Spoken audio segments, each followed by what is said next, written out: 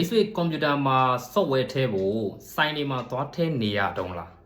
ဒါဆိုရင်တော့ဒီဗီဒီယိုလေးကိုစုံတဲ့အထိကြည့်သွားလိုက်နော်ဒီနေ့မှာကျွန်တော်ကကွန်ပျူတာကို software တွေကိုယ်တိုင်ထည့်လို့ရအောင်ဘယ် website တွေက save ဖြစ်တယ်ဘယ်မှာဆွဲလို့ရတယ်ဘယ်လိုထည့်ရတယ်ဆိုတဲ့ဟာလေးကိုကျွန်တော်ကဒီနေ့မှာမျှဝေပေးသွားမယ်ဆိုတော့ကျွန်တော်နဲ့တူလိုက်ကြည့်လိုက်အောင်ပထမဦးဆုံးအနေနဲ့ကျွန်တော်တို့ကဘာလိုရလဲဆိုတော့ browser တစ်ခုတော့လိုအပ်တယ်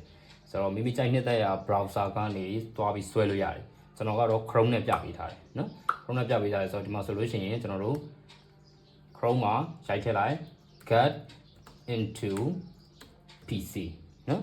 ဆိုပြီးတော့ကျွန်တော်တို့ရှာလိုက်မယ်ပထမဦးဆုံးကြားလာတဲ့ website အမှ getintopc.com နော်အဲ့ထဲလေးကိုကျွန်တော်တို့ဝင်လိုက်ပါOkay ဒီမှာကျွန်တော်တို့တော်တော်များများဒီ computer software သမားတွေ service သမားတွေအများစုကတော့ဒီ website မှာအများစုဆွဲကြတာပေါ့နော်ဆိုတော့တခြား site တွေလည်းရှိတယ်ဆိုတော့ဒီကတော့တော်တော်များများစုံတော့ဒီမှာဆွဲတာများကြတယ်ပေါ့နော်ဆိုတော့ဒီမှာ free ဆွဲလို့ရတယ် craft တွေ keygen တွေတော်တော်များများပါပြီးသားပြီးတော့နောက်တစ်ခုကတော့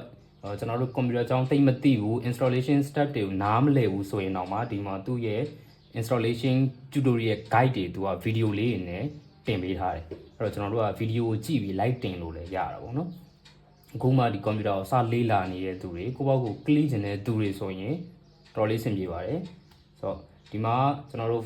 Adobe နဲ့ပတ်သက်တဲ့ software တွေเนาะနောက်ပြီးတော့ graphic design တွေ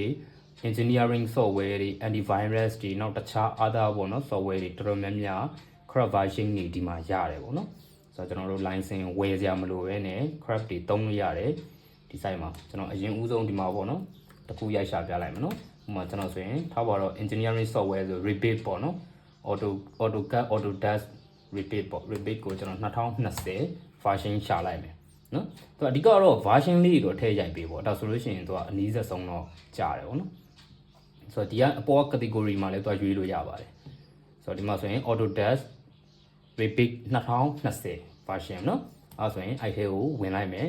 ပြီးွားရင်အောက်နားလေးကိုတွားပေးပါ Okay ဒီမှာဆိုလို့ရှိရင်သူကသူပေးထားတဲ့ဟာလေးရှိတယ်မ how to install this software ပေါ့နော်ဒီ Autodesk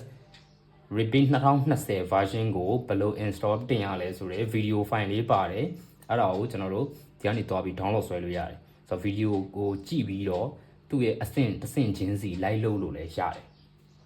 တကယ်လို့ကိုကsoftware အကြီးတင်နေကြဆိုရင်တော့ပြဿနာမရှိဘူးပေါ့နော်အဲ့လိုဆိုရင်တော့ကျွန်တော်တို့ဒီမှာ download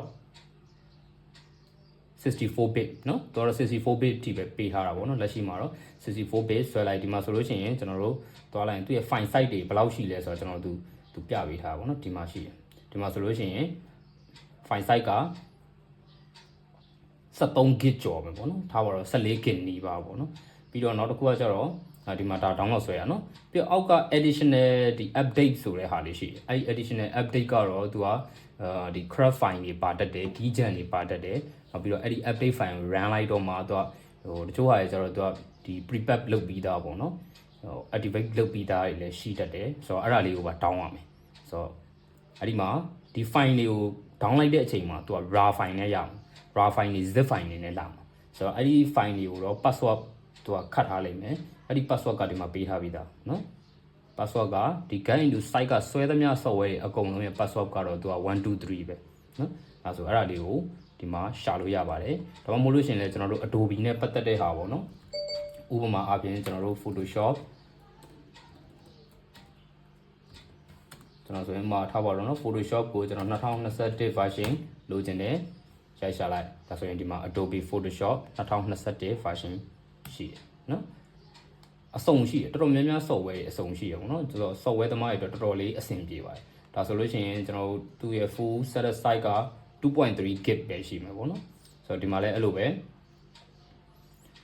installation လုပ်ရတဲ့ video